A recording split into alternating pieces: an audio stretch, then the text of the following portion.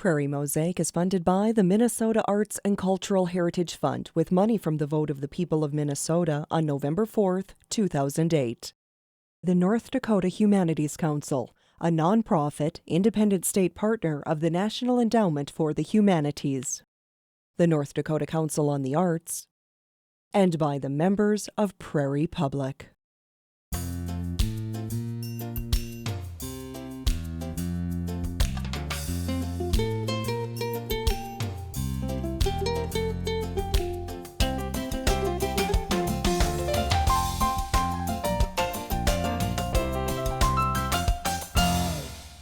Hi, I'm Barb Gravel. And I'm Bob Dambach. On this edition of Prairie Mosaic, we'll listen to poetry read by a state champion, investigate the tourism industry in Uganda, and enjoy the electronic reggae sounds of a band from Minneapolis. When you hear the name Charles Lindbergh, most people think of the famous pilot. But at the turn of the century, it was his father that made headlines. Charles Lindbergh Sr. was a respected U.S. congressman from Minnesota. But his alliance with the Nonpartisan League made him the target of anti-progressive forces during the 1918 Republican primary.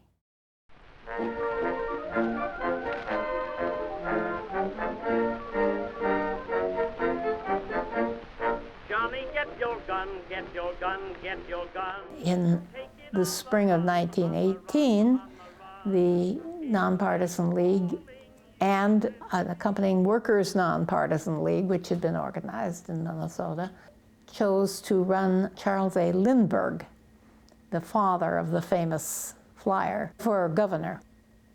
Lindbergh was a Republican. He'd served in Congress for a number of years from Minnesota as a Republican, but he opposed, very publicly and very strongly opposed, American entry into World War I. He blamed it on, quote, the money trust. He invented that term and wrote a book with that title. And he was not exactly loved by the large banks of the country or by the banks in Minneapolis. And the time has come when every citizen must declare himself American or traitor. He did, in 1918, undertake that at a time when it took a great deal of personal courage to challenge the hysteria against anti-war people that had been built up in Minnesota. The patriotism hysteria, the fear of immigrants and of what were known as hyphenated Americans, like German-American. And with considerable courage, he undertook that primary election and campaigned in the state. But Lindbergh won the hearts of the Nonpartisan League farmers and the union laborers of Minnesota in that campaign, and for good reason. There was a tremendous amount of action taken against the Nonpartisan League during that campaign. Lindbergh not only was arrested, but he gave a speech, and when he came out of the speech, they had beaten up his driver and they shot at them. And they left town, and Lindbergh said, you know, don't drive too fast, they'll think we're scared. The Minnesota legislature under the Republican Party created the Commission of Public Safety, which was a strange act. It created this commission that had dictatorial powers in Minnesota. No foreign-born person could teach school in the state. The German language was not actually outlawed, but it was very much frowned upon. The town of New Ulm had a town meeting to discuss the new draft law and to question the constitutionality of drafting young men and sending them overseas to fight. That had never been done before in the United States. By the very fact that they questioned the draft and questioned the constitutionality of it, the governor, quite illegally, removed the mayor and all of the elected officers. Anyone who had had anything to do with organizing the meeting. Newspapers all over the state railed against the traitors in New Ulm. The Commission of Public Safety was a very dark time, dark spot on Minnesota's history. Civil liberties practically vanished in the state. That brought a large element of people who were normally very conservative, Republican-leaning voters over to the Nonpartisan League because the very bitterness of being persecuted illegally in that way. So the climate was rather tense, but became more tense as time went on. The Public Safety Commission, which had the authority to do things necessary and proper to protect the public safety, was very shortly interpreted to mean try to stop dissent because they were afraid of losing their political power because they had heard that the Nonpartisan League was starting to organize, and that was a threat to them. They created something called the Home Guard, which were these sort of local vigilante types. They also worked in conjunction with sheriffs and other local officials. So when the Nonpartisan League started organizing, they were sort of spying on them. And then when the campaign got in higher gear in the spring of 1918, all kinds of trouble took place. That was a very fierce and pretty awful election. A number of counties would not allow Lindbergh to speak within the county. They had already forbidden Nonpartisan League organizers to enter the county. There were a number of instances of mob violence. There was shooting at Lindbergh. There were threats on his life, hanging in effigy. It was a very ugly time. It took a lot of courage to campaign around the state of Minnesota, but he apparently had it. He just quietly went his way and campaigned. In the end, he was defeated by Governor Burnquist, who was an incumbent Republican governor. So it was a decisive defeat. He did not run for public office again. He became one of the organizers of the Farmer Labor Party, but his health began to fail, and he died early in the 1920s, so he didn't live to see the success of the Farmer Labor Party.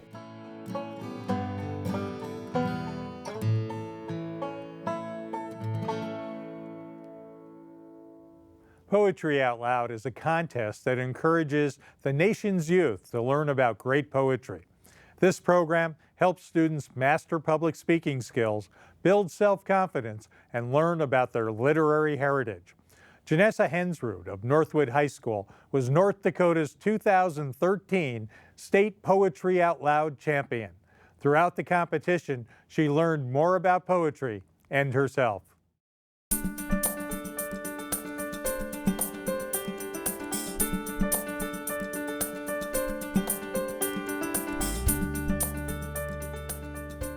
Poetry Out Loud is for high school students who are interested in poetry, and you find poems online at poetryoutloud.org, and then you recite them in front of audiences, and it can take you to a lot of places. First, it was an assignment in English class, and then I won for my class, and then I did it in front of the whole school in the gym, and then there they announced who was going to state from our school. And so then at state, I won first place and was informed that I would be going to Washington, D.C. Nationals, I was pretty nervous throughout most of it, but I made a lot of new friends and it was a great experience. It was great to watch the talents that everybody else can have and that I am equal to them in some way. I chose my poems by going onto the website and then just clicking a random letter and saying, my poem's gonna be this letter. But then pretty soon I was like, no, I don't like any of these poems. So pretty much I went through the whole alphabet of poems. It was a long process. You have to have 3 poems, and then one of them has to be pre-20th century and 20 lines or fewer. The rules for performance is you stand straight and you can either have your hands in front of you or at your sides, and you speak loudly and you'll get a good score if you look confident in your poems. You need to practice a lot, and it's not just in class time. You go home and you say it in the mirror and you look at yourself. It's not only staring at the mirror for that amount of time, it's looking like inside yourself, looking in the mirror and seeing who you are. These poems, she said, are poems with no love in them. These are the poems of a man who would leave his wife and child because they made noise in his study. These are the poems of a man who would murder his mother to claim the inheritance. I was really nervous before the state competition and DC, but the time I was most nervous was in the gym at my school, because it's difficult when everybody that you know is there and you see everybody sitting bored. But at state, I was most confident because you're with people that are just like you and from the same state and there for the same reason. Congratulations to the North Dakota State finalists. First place is Janessa Hensrud, Northwood High School. At state, my grandma, my mom, and my dad came, and they all cried after my poems, and then when they announced that I had won. Nobody judges you if you had a bad poem or anything. All the contestants gave me a high five when I got back. They were really supportive, everyone was. I would encourage everyone to do Poetry Out Loud because not only does it help you with self-confidence and get on stage, but it also gets your name out there and it'll take you places. I'm very glad that I did Poetry Out Loud. It was tough and a lot of work, but personally I feel like it made me a better person because I'm more confident and I feel like it's helped me grow as a person. This is not fantasy. This is our life. We are the characters who have invaded the moon, who cannot stop their computers. We are the gods who can unmake the world in 7 days. Both hands are stopped at noon. We are beginning to live forever in lightweight aluminum bodies with numbers stamped on our backs. We dial our words like Muzak. We hear each other through water. My opinion of poetry before I started this whole process was, it's too difficult and I don't want to read it. It's just a short little piece of words. But now, after Poetry Out Loud, I read poetry and I can go and find something, and if I look hard enough, I can find something about myself in this poem. That's what poetry is, it's beautiful. And finding something that has a new beauty to it is one of the best feelings in the world. When You Are Old is by William Butler Yeats, and I picked that one because anyone can relate to what he's talking about, especially in high school. Pretty much the whole poem is about, I love someone who doesn't love me back, and so you can kind of relate to, you care for someone who doesn't care for you the same way. We are at the Northwood Museum, and I picked this location for When You Are Old because when you're in love with someone, you have a lot of memories and things that you can remember, and that's just like a museum. When You Are Old by William Butler Yeats. When you are old and gray and full of sleep and nodding by the fire, take down this book and slowly read and dream of the soft look your eyes had once and of their shadows deep. How many loved your moments of glad grace and loved your beauty with love, false or true, but one man loved the pilgrim's soul in you and loved the sorrows of your changing face.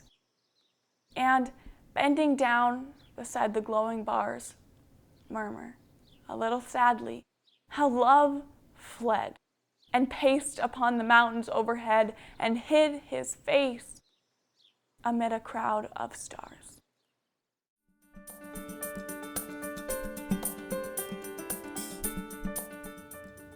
Tourists are beginning to discover the rich travel experiences in the heart of Uganda's rainforests. As part of a 6-year project, the University of Manitoba's National Resources Institute helped 3 Ugandan communities in sensitive areas forge their own paths.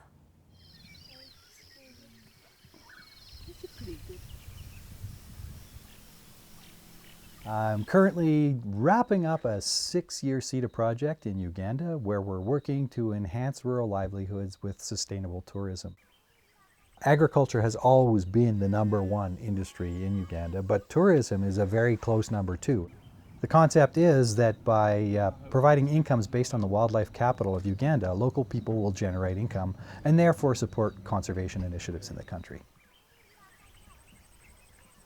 We currently have 3 community projects. They're in various stages of development. The first community that we defined a project for was Ruhija in Windy Impenetrable Forest National Park.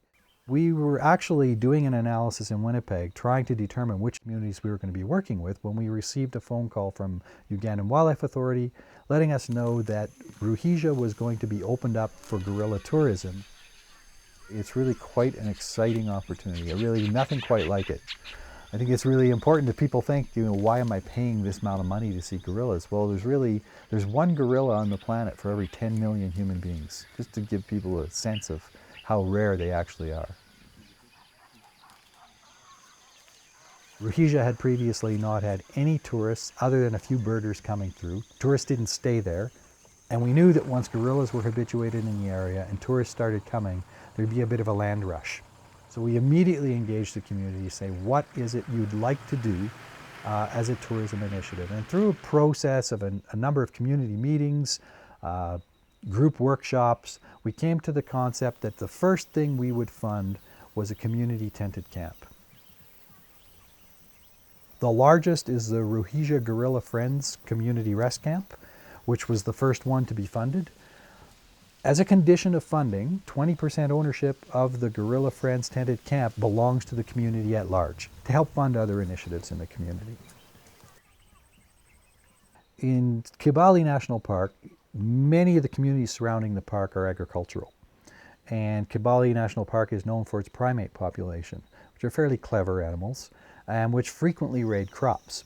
So that it sets up a fairly significant conflict between local communities and wildlife in the park. But by developing income based upon that wildlife and having the people recognize that their income is coming because tourists are coming to visit the wildlife, they become more tolerant of some of these activities. There's a strong community champion in Kyanyawara who really set the stage for things moving forward. When you look at our country, Uganda, employment opportunities are very limited, especially for a woman. Margaret has organized the community members, the women in her community, into craft development groups. She has over 250 women working in her group, producing crafts for sale at zoos across North America and for a very short period of time in Banff National Park as well. These are some of the baskets we make. It is made out of millet straws, raffia, and the dyes you can get them from around the bushes, available from the forest. We do it in such a sustainable way, and we keep in mind conservation. The third project is occurring in Katunguru, which is in Queen Elizabeth National Park. It's actually right on the border of the park. It's a small fishing community, and it has very, very low educational capacity. Very few people in the community have completed even primary 6. There's only a few people in the community who speak English, and it's been a real challenge to develop a proposal for them that would allow them to engage in tourism.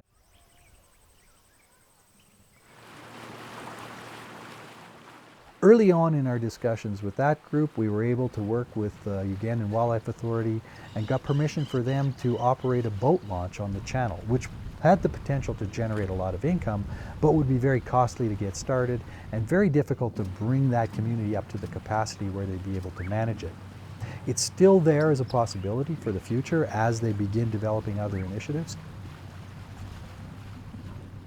But for the time being, the women actually decided what they'd like to do and what they felt comfortable doing was taking some of the land that they have been given by the park, rehabilitating it, it's a former sand and gravel quarry, and turning it into a hostel for Ugandan school children who visit the park, which seems like a very good idea given the fact that they speak the local language. The students from the Ugandan schools will be speaking the local language, and they won't have to raise the expectations in terms of what their deliverables are.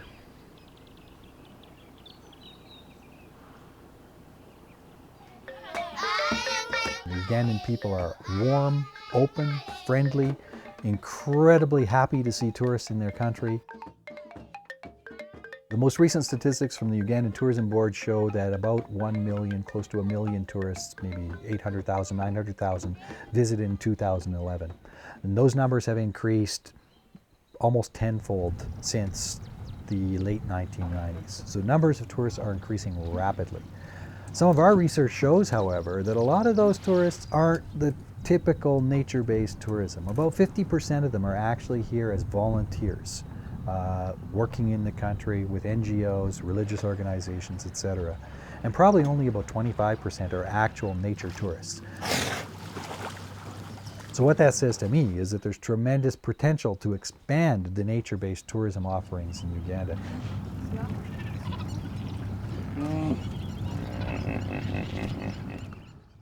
Midwest reggae rockers John Wayne and the Pain blend the unique psychedelic sounds of pop, rock, and reggae with electronic dubs that emphasize their passion for music. Sit back and enjoy the best of John Wayne and the Pain.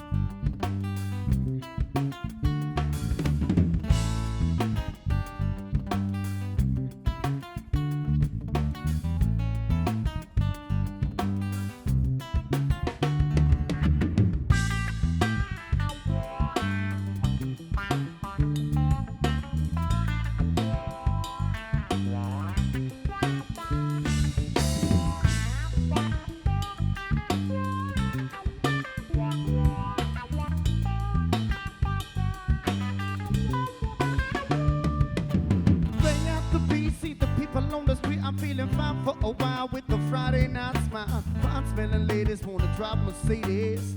If we don't make bank, they don't need us. If there's no shoes, you gotta feel. If there's no time, you need to kill. If karma's real, it's not a fake. Your destiny's what you make. So spread some love tonight, 'cause good vibes shine a light. Yeah, just season up your mind with the spices that you find. Yeah,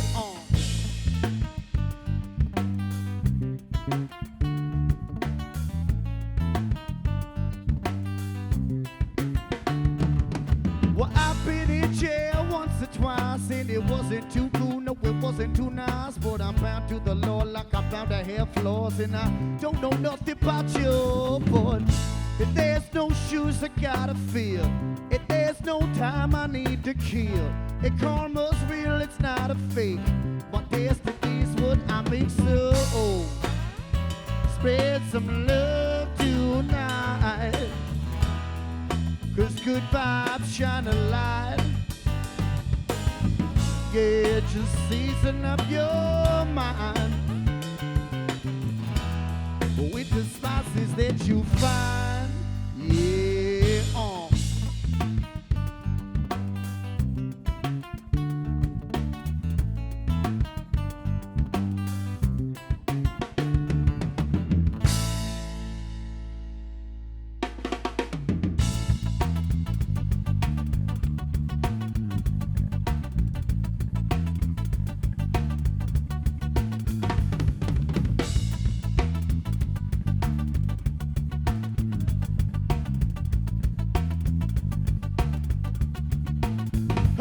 you know the Tito minds and people grinds and oh, it's real to me.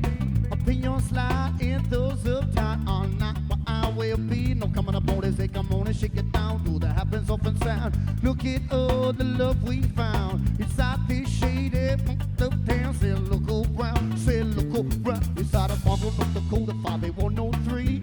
My friends are the same as my family. If you don't like that, then you don't like me. So look at that, then you might see. But I ain't got no time, no I ain't got no time, ain't got no time up in my life to sit around and whine. No, I ain't got no time, no, I ain't got no time, ain't got no time up in my life to sit around and whine. No, no, no.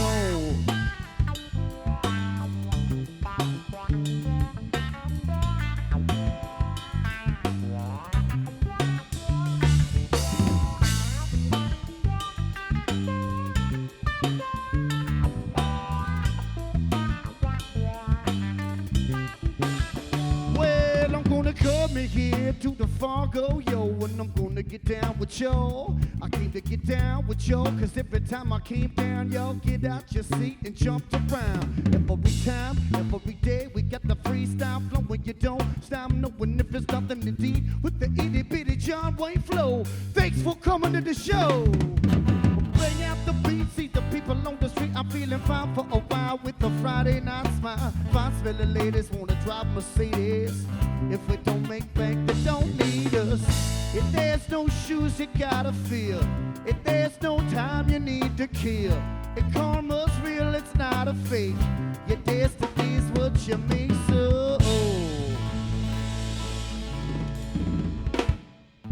so spread some love.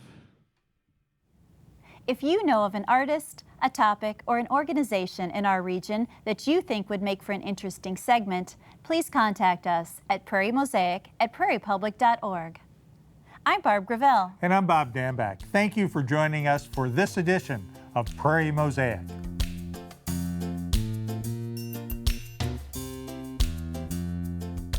Prairie Mosaic is funded by the Minnesota Arts and Cultural Heritage Fund with money from the vote of the people of Minnesota on November 4th, 2008. The North Dakota Humanities Council, a nonprofit, independent state partner of the National Endowment for the Humanities. The North Dakota Council on the Arts, and by the members of Prairie Public.